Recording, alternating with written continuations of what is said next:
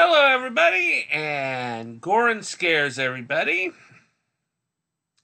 I am the king of splatterpunk, horror author William Pattison. I'm the author of the Camp Crystal Lake novels, and I am co-author with my associate Derek Young on the novel Psychotic State, the novel. Besides writing, I've also worked on a number of films, Midnight Matinee Psycho, and I've also worked on the film version of Psychotic State, as well as working on a horror anthology film called The Horror Seasons. And also, I was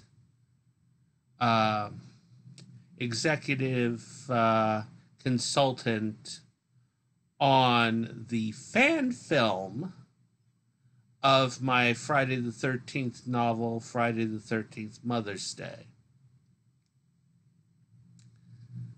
So anyways, besides writing and filmmaking, I'm also a podcaster. I co-host with my associate Christopher Highland on the podcast Full Spectrum Horror, and I have my own podcast that I do by myself, which is called An Awakening of Horror. Also, I host horror films. I'm a horror host. I do William Pattison's Bloodbath Theater. It's a double feature horror film where I show classic films, from the early days up through the 80s.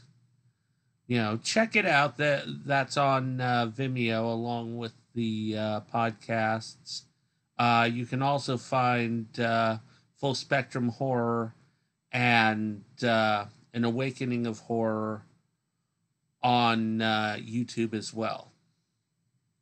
So let's get to the questions. But first, I need to put credit where credit's due. Mr. Christopher Highland was the person who wrote all the questions for this interview. So I want to, give him credit for his work. Alrighty, so let's check out the questions. Alrighty.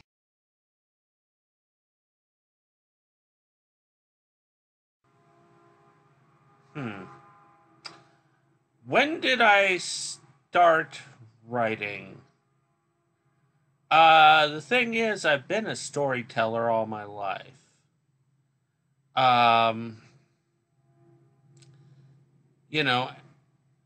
The thing was that when I was born, my family, my mother was like 40 years old when I was born.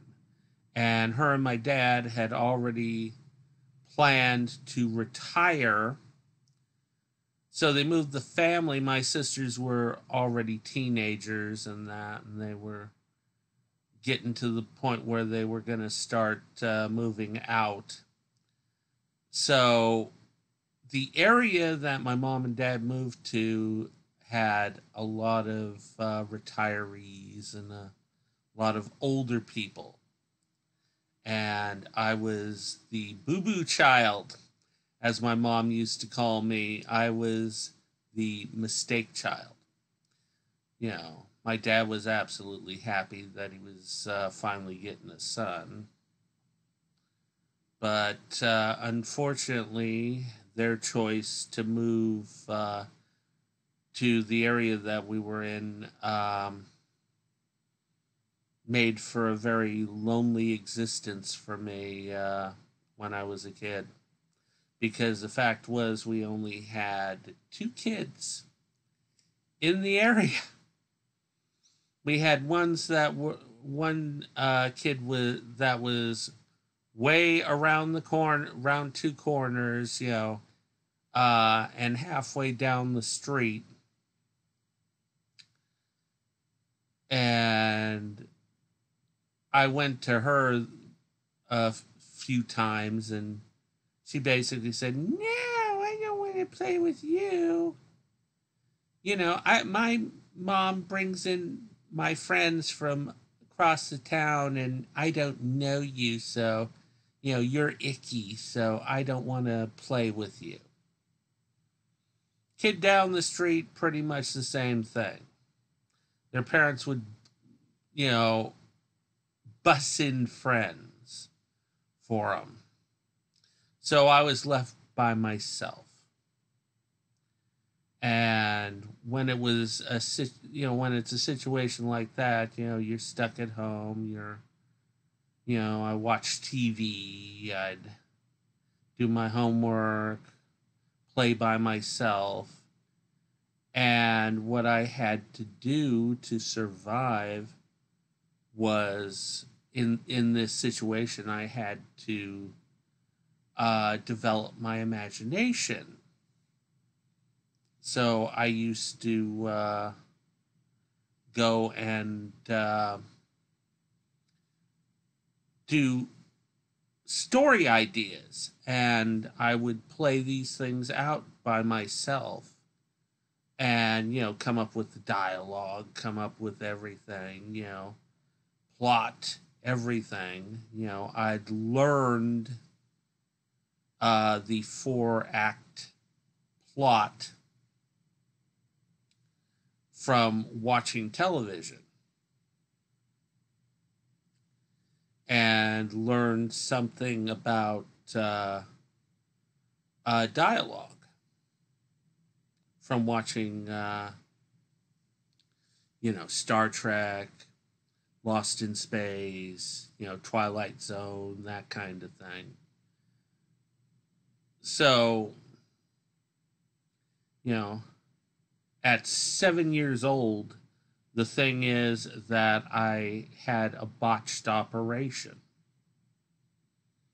I got a staph infection, and what ended up happening is that I ended up for 1.5 years with an open incision. Well, what ended up happening is that the dear old doctors told my mother to have me take baths and put in the baths a chemical called physohedrine. At the time, it was known as Physohex. And doctors used this to clean wounds, open wounds. I'd have to have Physohex, and then after the bath, she'd put mercurochrome in there and hydrogen peroxide. It was torture. Well, the thing is with Physohedrine, you would it would poison you, believe it or not. It affected my metabolism, which is one reason why I'm fat. My metabolism is all fucked up.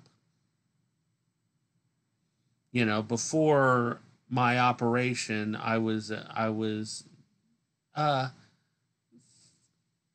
regular kid. After the operation, one other thing that Physohedrine does is it affects the brain. So I came out of this with learning problems. So I ended up, before the operation, I was this incredible kid.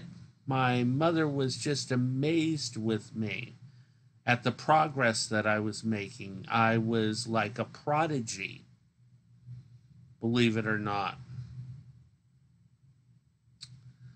Yeah, my general knowledge was incredible, and I knew things that kids my age didn't know. and that. And it was just amazing. You know, my mother was always amazed. She always said that. And, you know, she really felt bad after the situation with the operation that my learning skills got damaged. So I spent most of my time in elementary school, middle school, and most of high school in special classes.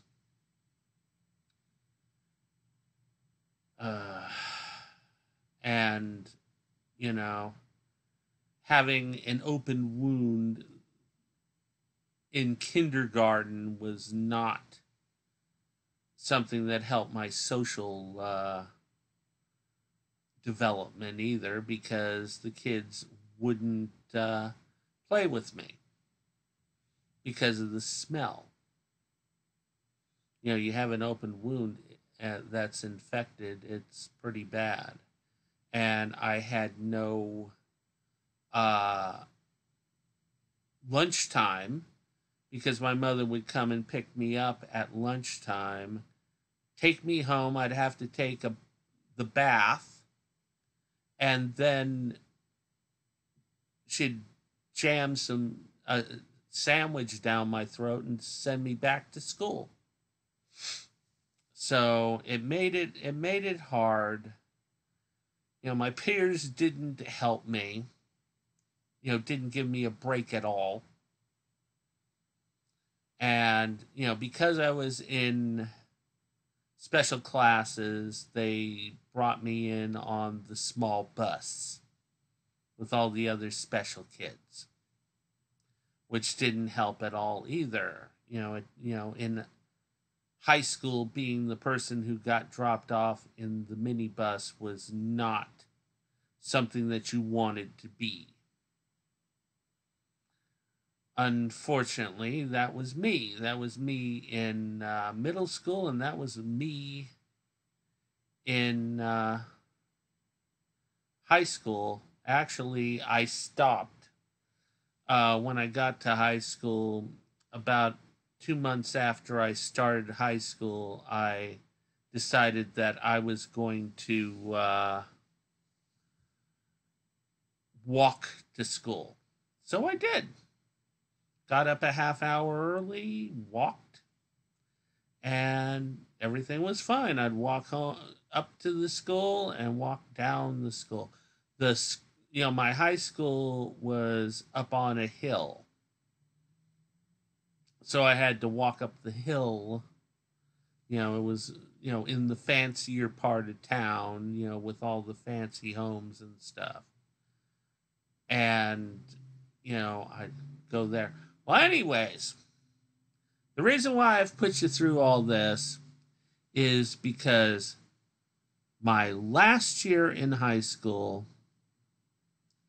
I had made such advances. My teachers were just amazed with me the year before, so they allowed me to go into regular classes. And it was like a switch had been hit, and I was doing fantastic. My final year in high school, I was on the principal's honor roll, believe it or not. The kid that was in special ed class was on the honor roll. And one of the biggest surprises was the week before our graduation from high school, we had awards night, and I got an invitation saying that I was going to get an award. So I went to awards night. My family had to put together some sort of suit because, you know, I wanted to look good because I was going to be getting an award. So they threw together a suit for me, and I went to awards night. Amusingly enough, my peers treated me with about as that amount of respect. My friend Henry actually was up for an award too. So that was one nice thing. The girl I had a crush on in school, she actually came up to me during awards night backstage and looked at me and said, "You don't belong here. You know, you really don't belong here." And just walked past me like I was garbage. Well, she got the Italian society scholarship, which was $900. Me, that they called me up, and mine was the Robert Rittenauer scholarship. And amusingly enough, my scholarship was $2,000. $2,000. I thought, wow, $2,000, 2 years of college that'll work out for. Cool, because I'd planned on going to college. You know, I wanted to be a filmmaker because of certain things that happened. I'm not going to mention them right now, but I had the idea of becoming a filmmaker. And the college that I was going to had supposedly had a really good film class. So, $2,000, right? Well, to my amazement, again, I got called up. And all the ones, my peers were like, what? Because they were all already, what the hell's this? He gets $2,000? Well, anyways, I ended up winning the John Papin Memorial Scholarship. And that was another $2,000. I came out of awards night with $4,000 for college. And I used that money and did 4 years of college. I went into filmmaking class and stuff. Unfortunately, I didn't test well on my test to go to college, and I ended up in bonehead English and bonehead math. Well, the thing is that that first year they put me in a class, the bonehead English class, which the teacher was a really bored guy who basically his class was you wanted a grade, you worked for it by making a certain number of projects. In his class, it didn't matter how much good quality the work was, but you chose what you wanted your grade to be, and you did that many projects. Well, I decided, okay, well, I'm just going to go for a C because, I was more focused on film. And so, you know, I blew away the teacher. Because while the other students were doing political reports and just boring crap that he'd seen 100 times, I did an autobiography of the Count Riquezi de Saint Germain. I did a few,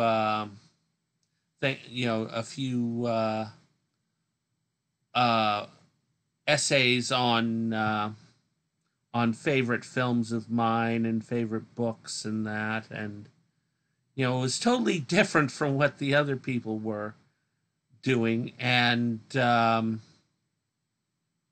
one time I was bringing in my stuff to be corrected, and he said, "You really do not belong in this class."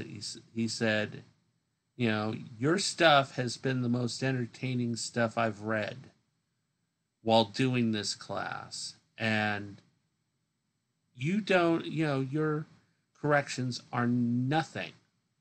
Just a little bit of punctuation errors." He said, if this was any other English class, you would have gotten an A. He said, "Why didn't you choose to go for an A?" I said, because I was working on something else. Anyways, after I scored this class, I wanted to go into the fiction class, the short fiction class. Unfortunately, I didn't fit the requirements for it. They said, "Oh no, I'd have to take 5 other classes to get to the fiction class." And it's like, what? And they said, "Yeah, you were in bonehead English." So the thing is that when I went to get my books for the second year of film class, I also went over and grabbed the textbook for the fiction class. I decided to hell with them. I'll look at the textbook and see it, and I lucked out because the textbook for the class was just this incredible book that I can highly recommend to anyone who wants to learn the craft of fiction. It's called The Craft of Fiction by William C. Knott.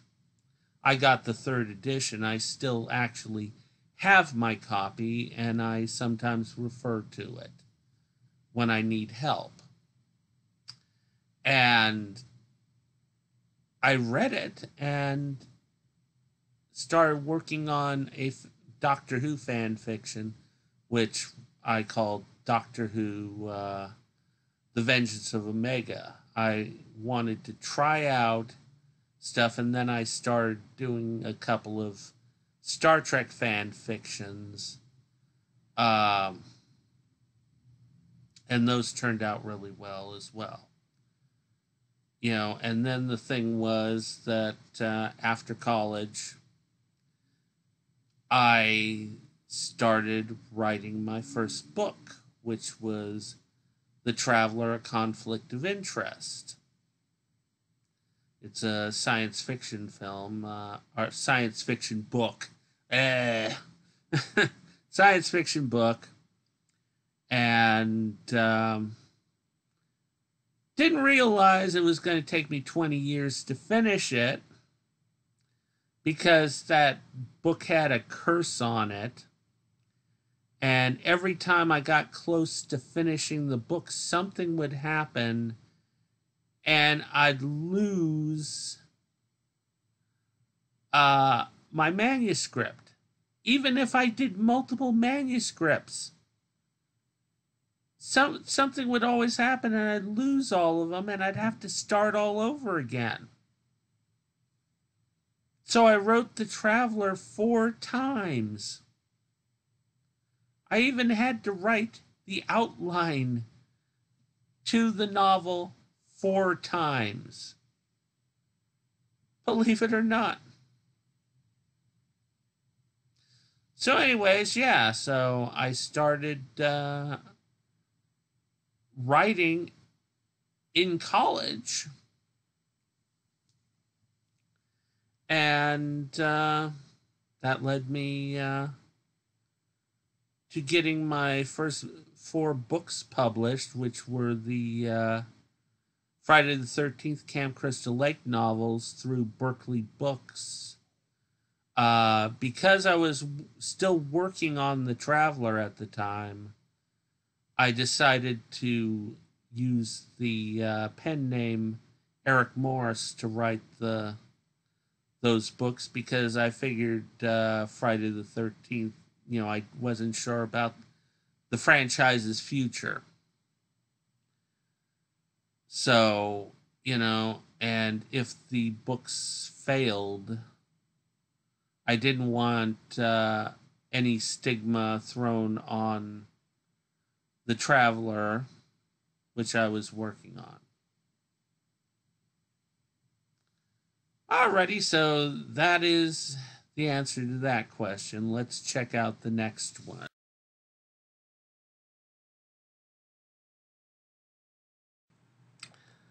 Alrighty, why did I decide to write the Symphony of Death series after Psychotic State, the novel? You'll be amused. Why would I do that after having the success of Psychotic State, the novel, which it was. It was wonderful success for me. People absolutely adore Psychotic State, the novel. So why would I go and do a 6-part anthology series after that? Well, I can thank a few people who inspired me to do this. Stephen King, Clive Barker, and my mentor, Harlan Ellison.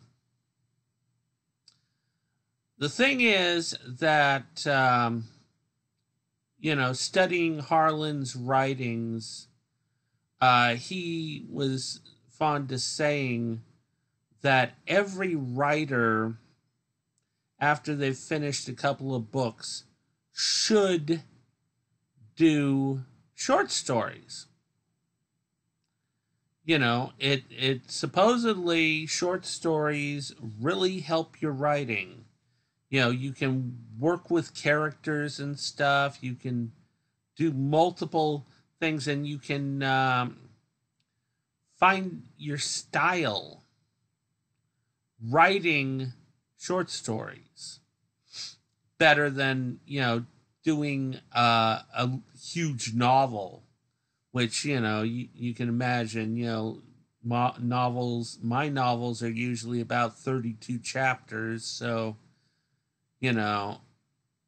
writing individual stories, each one different, and seeing how I can develop the story in that, it really helps. Also, the thing was that, as I said, a number of years later, number of years before, I should say, I had worked on the anthology film, The Horror Seasons. I love anthologies. I love anthology books and I love anthology films. I've seen pretty much every anthology film that's ever come out, in horror. So, working on the horror seasons was a real thrill for me. The thing is, I worked on the horror seasons with a fantastic filmmaker. His name's Sean Buffington. And the person who got me into the project was a fan of mine, Greg Russell Titterington. Greg wanted to work with me, and so he gave me a treatment that he'd given to other writers to do a script from. And I took it and came up with a fantastic story called The Darkest Secret. Greg had it was supposed to be for a short film. Greg had originally wanted it to be a 10-minute film, but I told him I don't do 10-minute films. I don't do scripts for 10 minutes. I can't develop characters in that amount of time. So I wrote the script for 15 minutes. Yes, I know, 5 minutes difference. How can it makes a difference? Let me just tell you, it makes a difference when you're writing one of these. So Greg, tried to get filmmakers going. There was a couple of failed attempts, and he showed it to Sean Buffington, and Sean Buffington was thrilled. He fell in love with the story. And when he started working on The Darkest Secret, he came to the decision that he wanted to do a feature. So we came up with other stories and stuff, and he came up with a wraparound about a composer who got visions when he was playing his rock and roll version of the Four Seasons, and that inspires him to continue a symphony that he was working on. And the problem was that every time he did a part of the symphony, people around him would die. And what ended up happening is, at the end, he finishes off the symphony and he dies a few moments later. So anyways, we did the horror seasons, and I decided that I wanted to do a sequel. I tried to get Sean in on it, but Sean had a lot of problems with the horror seasons. Difficulty with cast and stuff, and difficulty with some of the other writers that were on it, and that. I was wonderful to him, and he always has appreciated that. But anyways, he didn't want to do another horror anthology. He said, "No, I'm never going to do that again. That was, oh God." Anyway, so I tried getting other filmmakers to come on to do that, and none of them were interested. They didn't want to do an anthology film. They wanted to do slasher films. They wanted to do gore. They wanted to do all this other stuff. They didn't want to do character-based horror or that. They wanted blood and guts. And my stories weren't. They had some gore in them, but it was mostly character-based, because I've always believed that characters are the most important part of a story. You know, you can have as much gore as you want, but if you don't have characters that are fleshed out, you don't have characters that the audience can connect to, you've got nothing. And that's why a lot of these slasher films have failed, and how, you know, people get bored with them so much. You know, they are unsatisfied with them. You know, now what we're seeing is a resurgence of developed characters and that, and plots, and, you know, all the stuff that I've always you know, pushed. So it's been a good time for me. So anyways, yeah, so what ended up happening is I tried, you know, after films, I tried to get my sequel, Symphony of Death, or Horror Seasons 2, Symphony of Death, made into a comic book. I went to a bunch of friends, and nah, comic books were too expensive, and you know, shoot.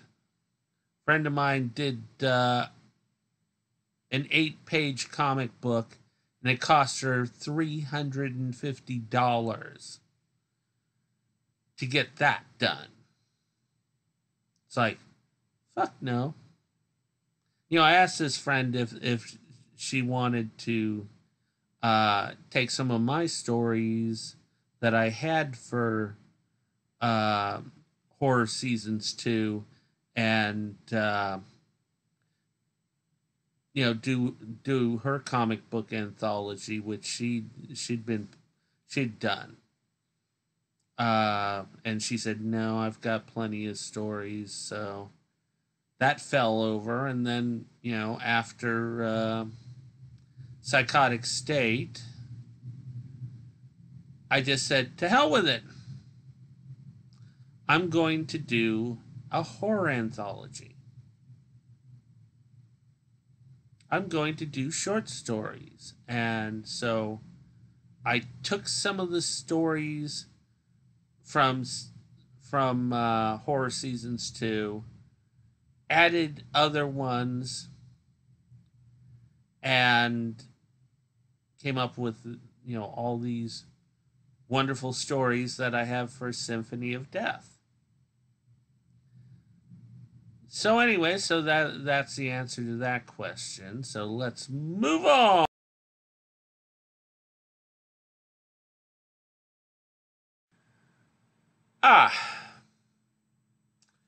What inspired me to write Symphony of Death? Well, as I said in answer to the other question, I absolutely love horror anthologies. And when I was young, my mother, you know, gave me to read. I was an incredibly slow reader, and I had problems reading, but I did fight to read.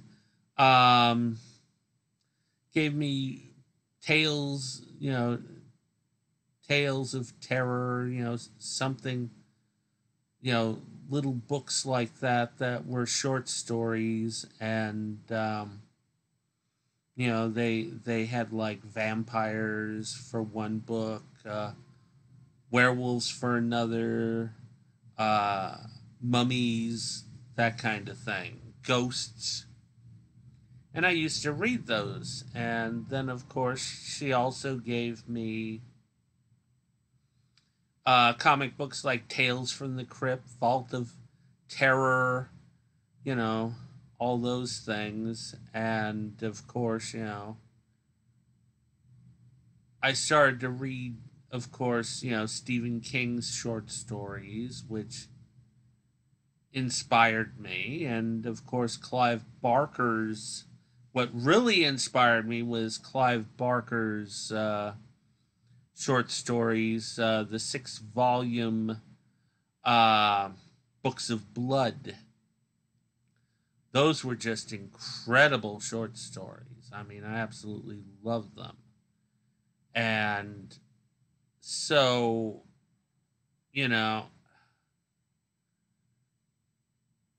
taking Harlan Ellison's advice, I decided, yeah, I'm going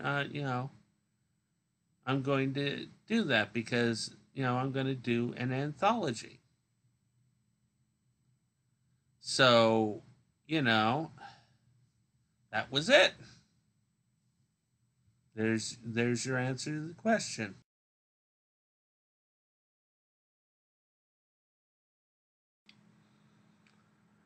Okay, so why did I split Symphony of Death into 6 individual books? When I came up with the idea for the anthology, I thought,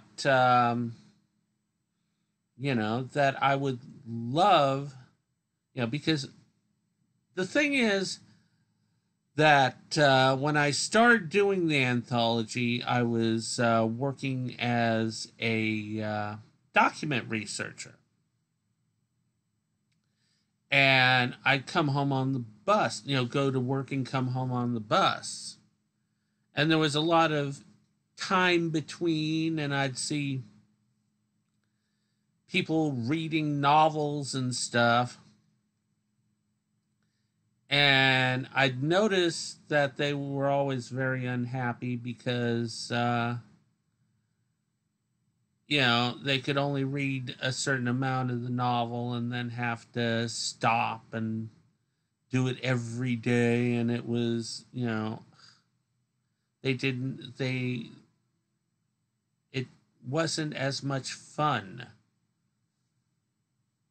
as what I used to do, which was read short stories. So what I decided was I would write these books and make them just big enough that you could read the entire book on a trip up and back from work. On the train or on the bus or that. Just, something that, say like if you, something that you could read within probably 3 or 4 hours. And, I thought, oh yeah, people would love that, get your feel of horror from Symphony of Death and come back and, read another story, rather than having this big ass huge monster book that you had to read every day. I know how they felt about that because I used to read books during my lunch hour at the county. And I always hated it when my lunch hour was over because I always had to stop on a good part. And it's like, damn, now I have to wait until tomorrow. So, yeah, I mean, I did this because I am a fan of horror, and I wanted to give people something that they could read in a short amount of time. So, I was doing them a favor. Let's put it that way.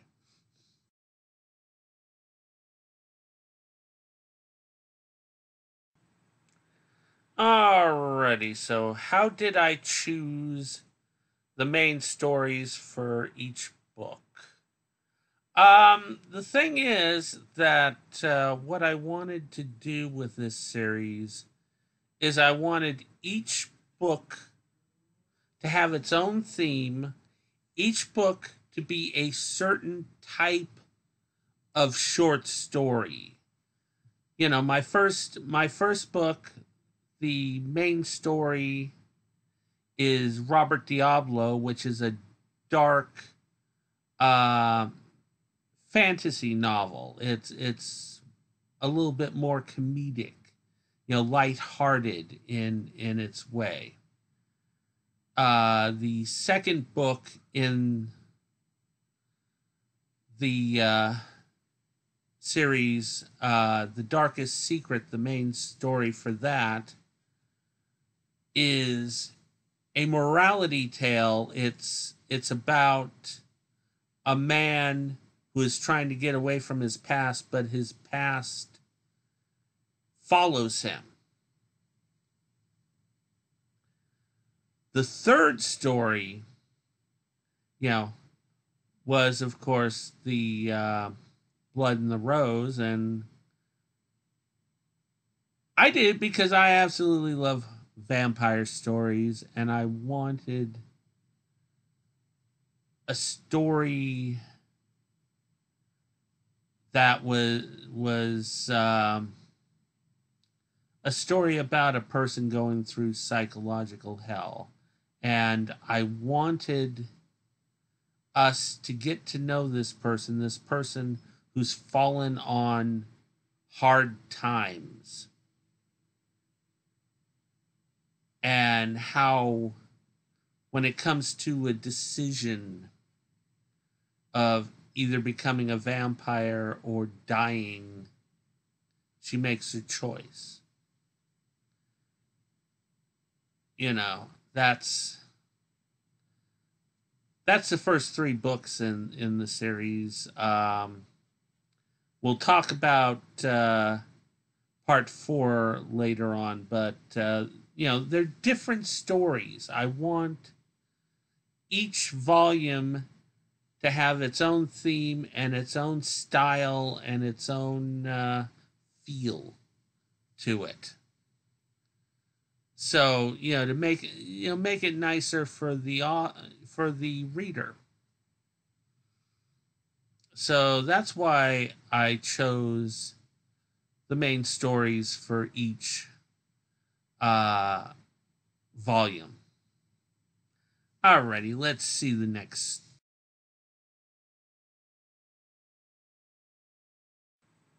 Okay, the prologue stories. You know, the prologue stories. The thing is that they are related to the wraparound story, which is about a horror rock guy named Danny Dark, who decides that he is going to challenge death, and he's going to perform the cursed symphony, the Symphony of Death. And so the prologue stories are about the history of the Symphony of Death, leading up to Danny Dark doing his concert. And the first story is about the writing of the Symphony of Death, its origin story. You know, about Philip Grassini and how he writes the Symphony of Death.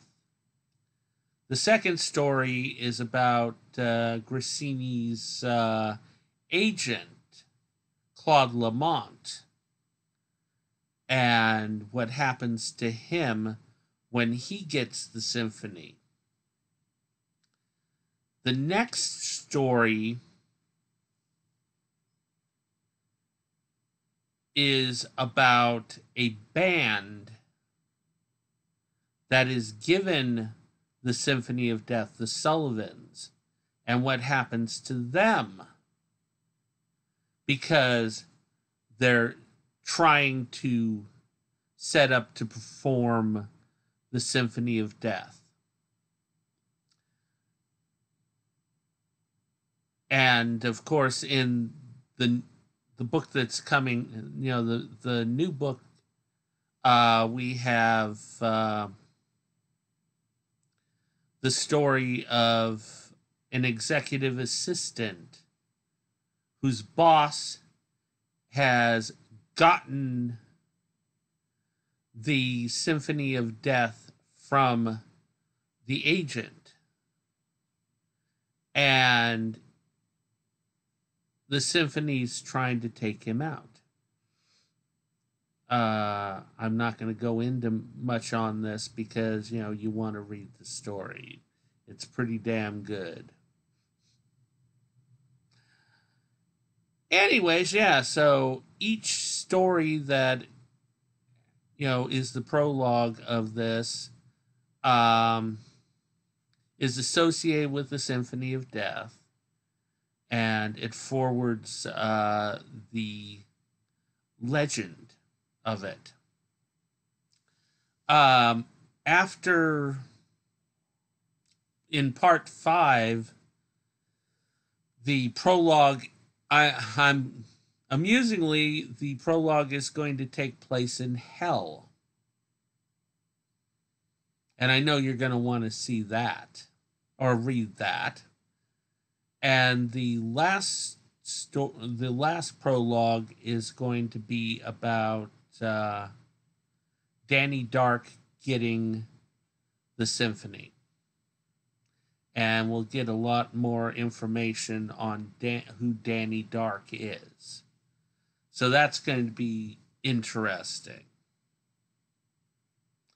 So anyway, so that's, it on the prologue stories. Let's check out our next question.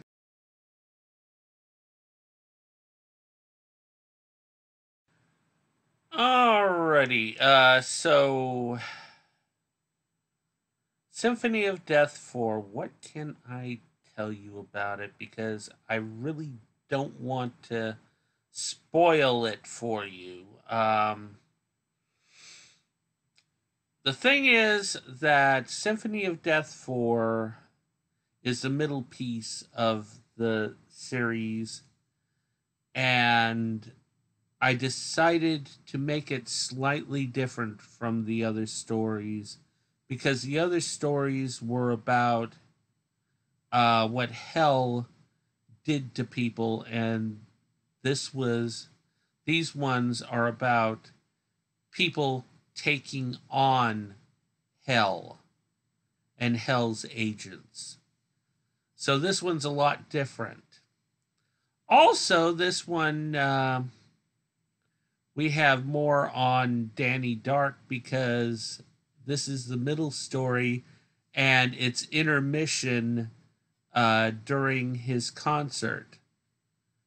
And so we get to hear a little bit more, because in the other parts, you have the introduction to Danny Dark, and all the other segments between is just him in between playing parts of the symphony and his reactions, to having the visions when he's playing, and what physical effects they're having on him.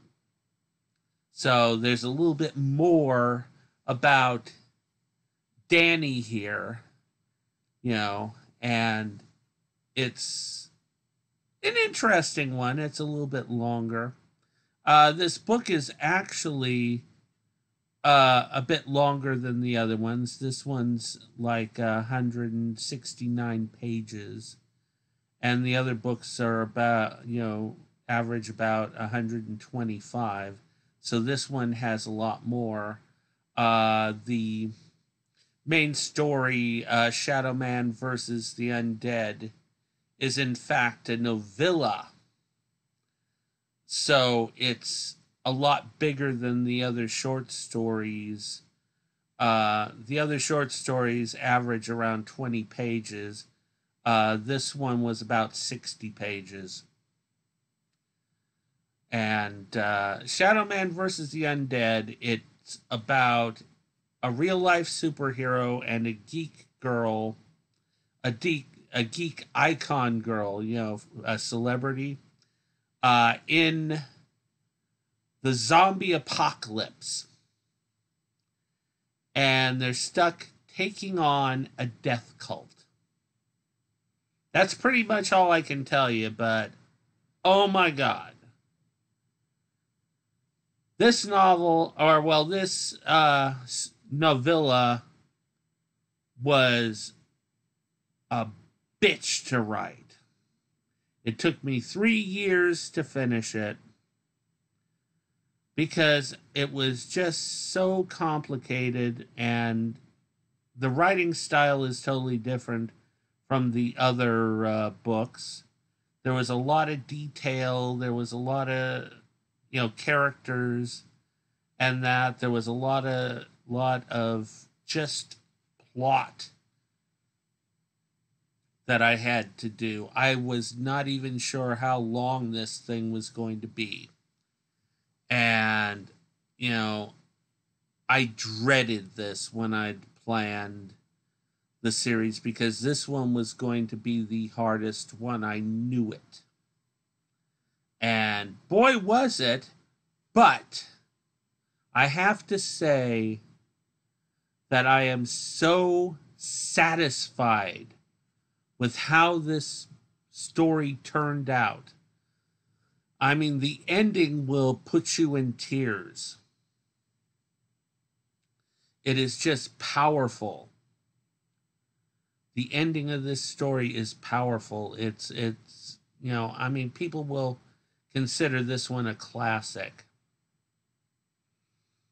So, I'm serious. I honestly, people are going to be blown away by this.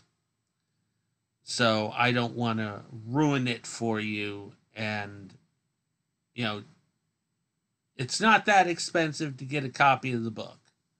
So, get yourself a copy and enjoy, because it is a story you're going to want to read.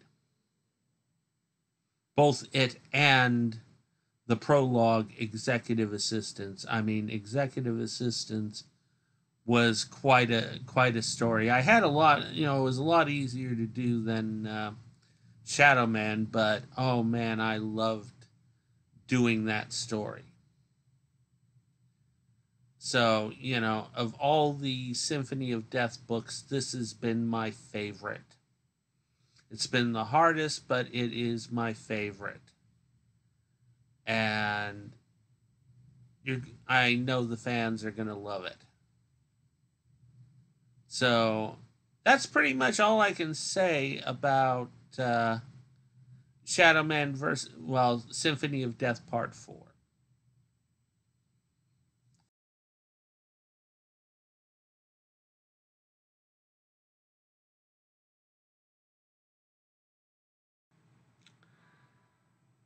Okay, Mr. Highland, I knew you were going to bring this up.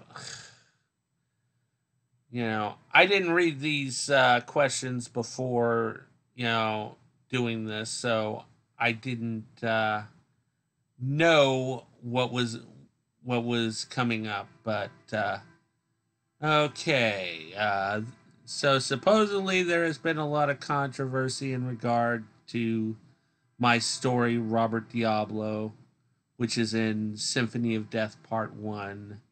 You know, can I explain this?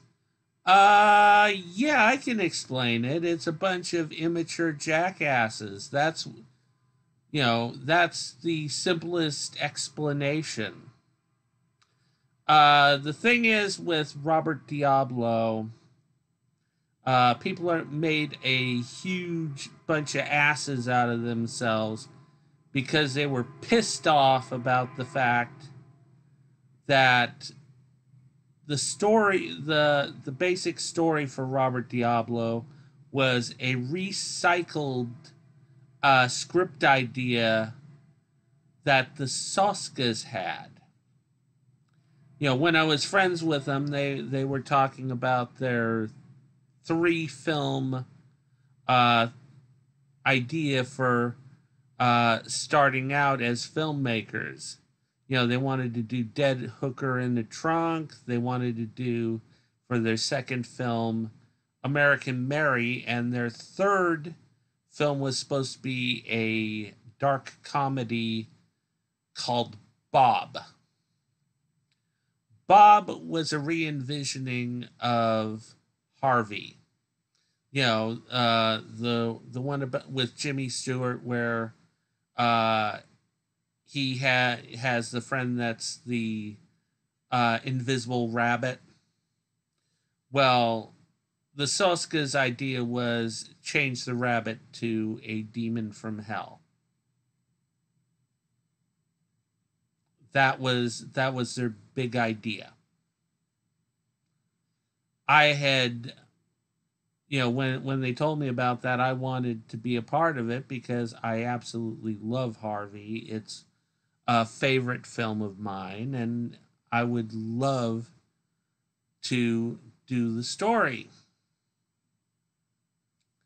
And Jen and Sylvia, in their usual manner, goes, "Oh, I'd love you to do that, William. Oh, you know, you're so fucking fabulous. I love your writing, so yeah, we'll contact you after American Mary, and we'll you know, talk about doing Bob."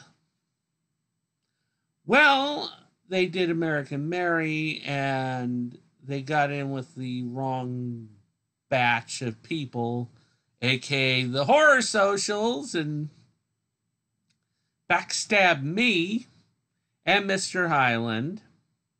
I needed to mention that because Mr. Hyland is still pissed off at them in his own quiet way. And so they went on to do other projects, and Bob was basically thrown in the garbage.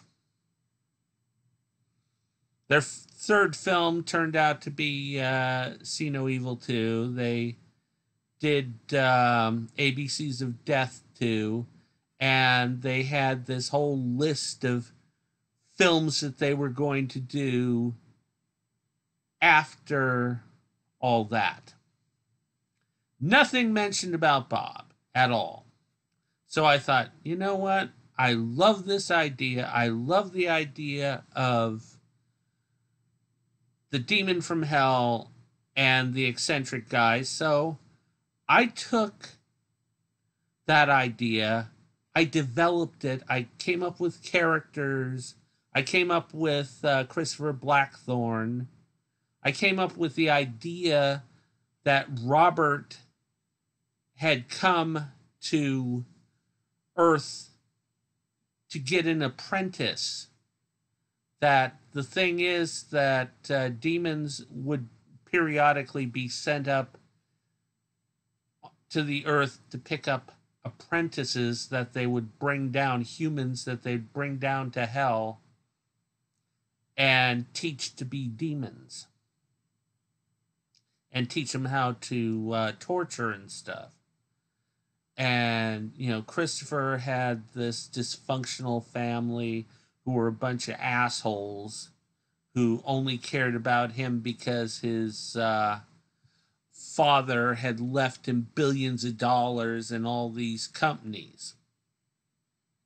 And Christopher was this, you know, very eccentric, quiet guy who only really wanted to read books and that. So anyways, yeah, I developed that. I developed the character, you know, the family members. I actually did a parody of the Soska sisters for two of his sisters. And I came up with this very amusing lightly comedic, dark tale of how Christopher was being accused of murder because Robert had killed his security guard. and twisted the guy's head around. And so everyone thought that Christopher had done this. Christopher is this little short, spindly guy, but of course he twisted the guy's head totally around. Anyways, and so the family brings in a psychiatrist to examine him so that they can try to get the court to see that he was, had mental problems and would be better, he would be better suited in a mental hospital, mental care facility. So, yeah, I mean, I did all this work. I developed this. I came up with the idea about this.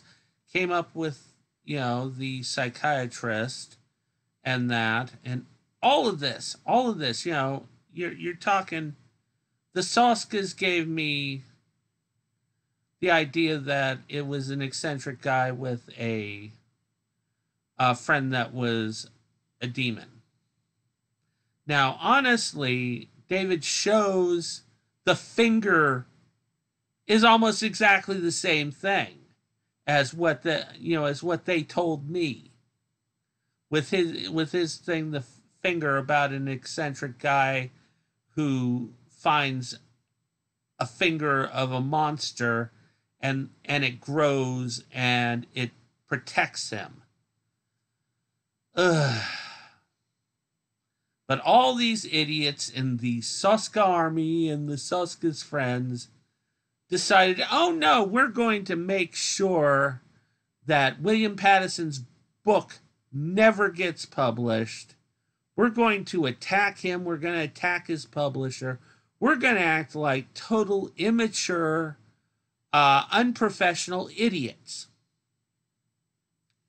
And do this. Well, they did succeed because my publisher was weak-kneed.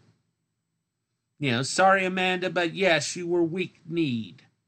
A publisher worth their mettle would have defended me and would have protected, kept to their contract. You violated your contract. So, it ended up taking me 3 years to get my books back up. I had to create my own publishing house because these jackasses had went over to all the small presses and threatened them. If I ever came around, they had to say no or they were going to destroy them. Literally, because they had so many people fighting for them, which is bullshit. They only had 12. Anyways, so, and what's the biggest laugh of it all is that Amanda, before we published Symphony of Death Part 1, she sent a copy of Robert Diablo to the Soskas to see if they had any issue with us publishing this. She wanted to be sure. And the Soskas representative, their lawyer, said, no, this isn't anything like the Soskas, Bob. So, no problem here. So all these assholes, they did that for nothing. So I've republished Robert Diablo. I've gotten the other books out. And now I'm 4 volumes in. And I'm about ready to finish it. And once I'm finished with all 6, I'm going to come out with a combined edition with illustrations that I have done. People know I'm also an artist. So I did illustrations for it, and so did Christopher Benavides. So, yeah. So that's it about the controversy of Robert Diablo. Isn't it stupid? Seriously.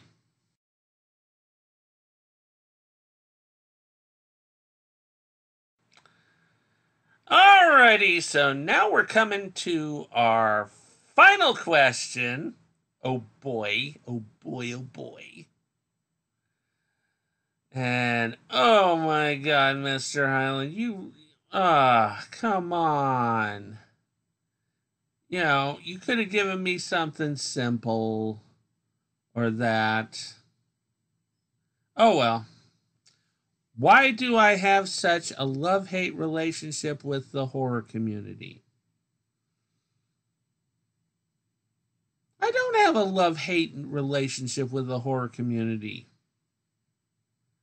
I love the horror community. I fought for the horror community.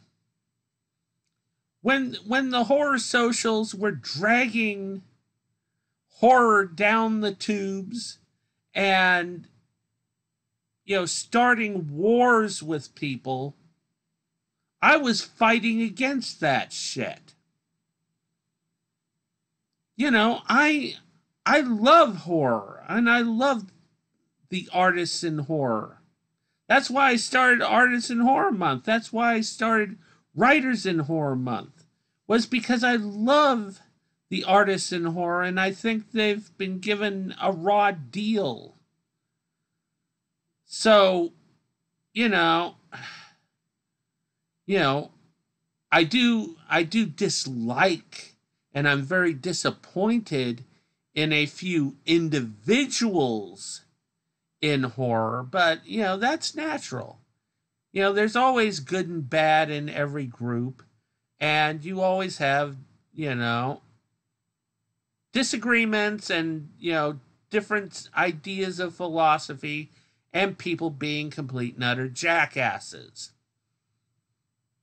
Unfortunately, we have a lot of jackasses in horror. One thing that I really have an issue with the horror community is how they treat authors. Authors and screenwriters. Because they treat us like third-class citizens. And we're the ones that write the damn stories that their damn movies come from. If it wasn't for writers, Kane Hodder would be sitting on a in the set with nothing to say, nothing to do. You wouldn't have stories without writers. You wouldn't even have a horror community or a horror genre without horror writers. But for some reason, some people in the horror community don't understand that. In the science fiction community, they treat science fiction writers with a huge amount of respect. When they have horror, when they have sci-fi conventions, they put the sci-fi writers in with the celebrities.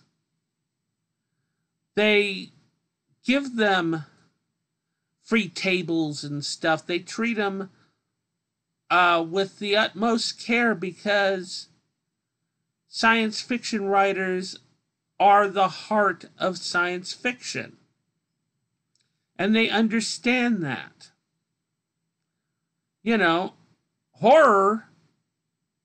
horror doesn't understand the fact that, horror writers are essentially the heart of this community. We write the stories. There wouldn't be a Jason Voorhees without Victor Miller. And what makes me sad is the fact that Derek Young and I, Victor wanted to do conventions, and it took us 5 years. 5 years to get him a convention. And it ended up, Derek was heavily involved in the convention, so he managed to get Victor in there. But since then, since Victor's done a few more conventions, he no longer wants to do conventions because he was disgusted with the way he was treated by conventions.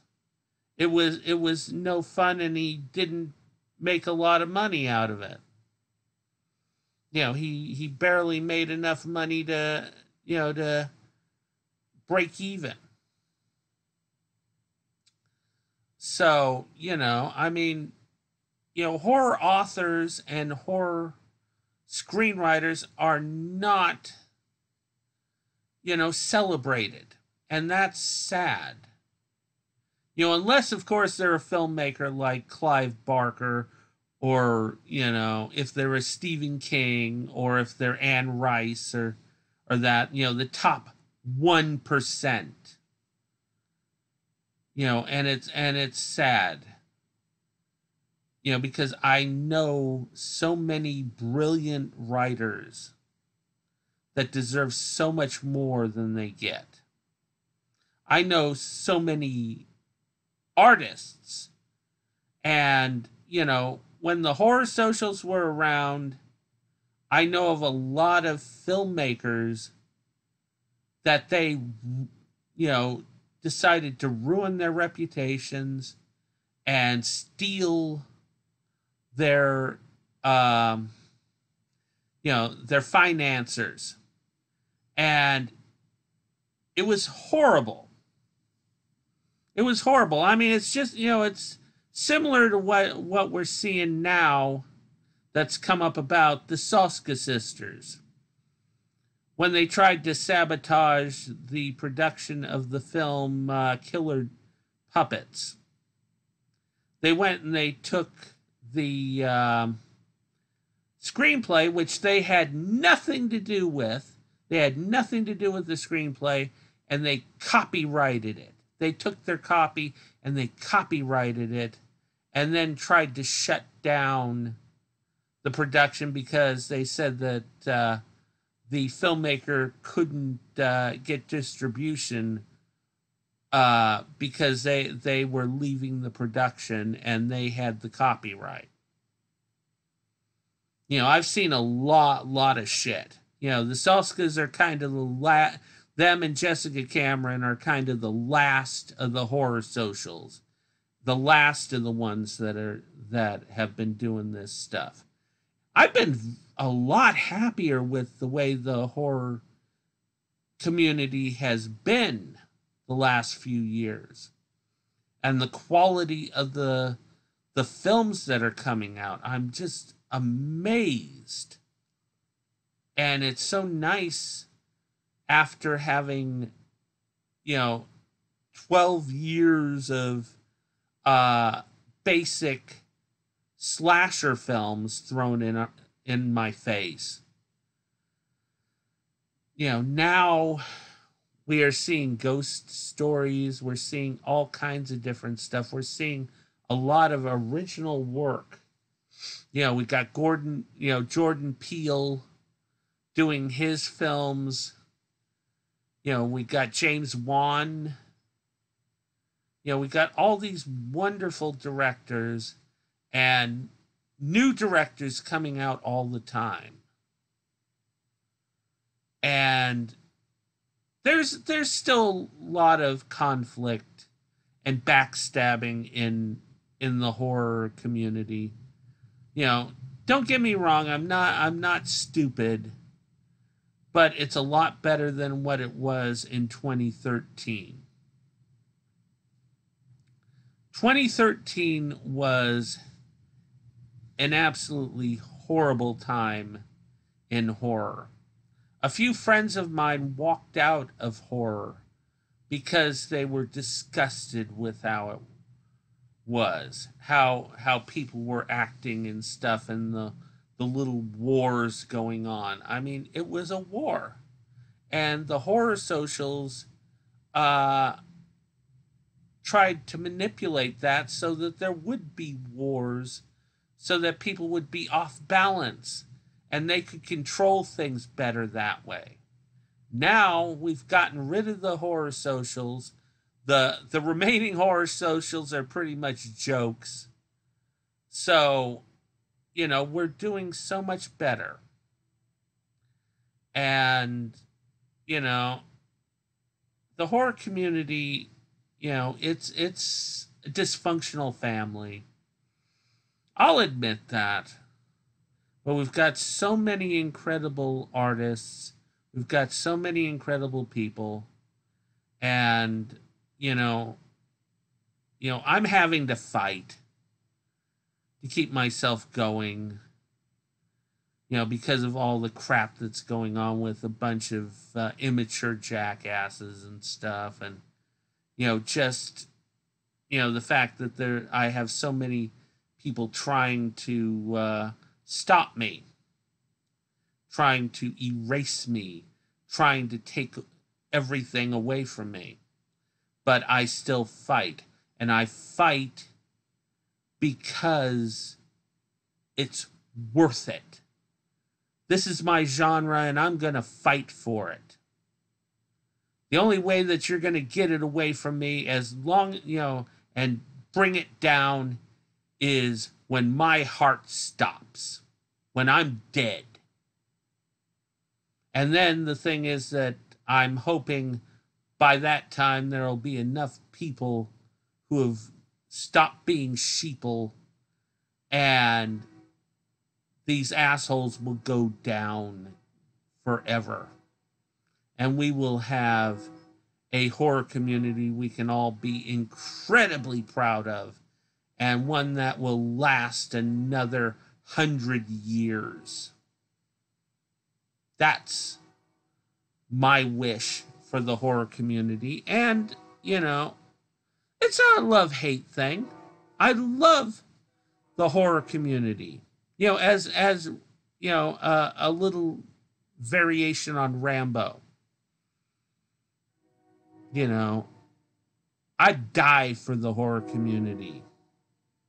You know, I want what all the other artists want.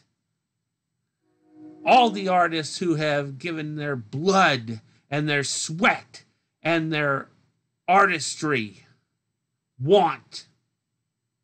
And that is, I want my community to love me as much as I love it. That's what I want. And that is the end of this interview. I want to thank Christopher Highland once again for his wonderful questions.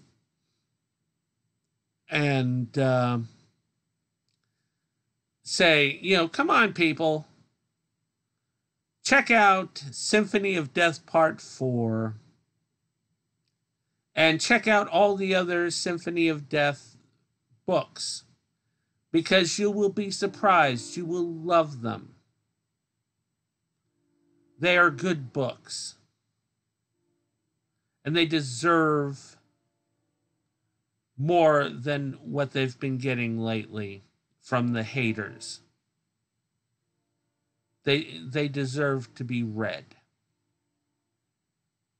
And they deserve to be appreciated. And I know that if you check them out, you will appreciate them. So anyways, this is William Pattison, King of Splatterpunk, saying, keep America strong, watch horror films, And be ready for Symphony of Death Part 5, because you're going to love that one too. Catch you later.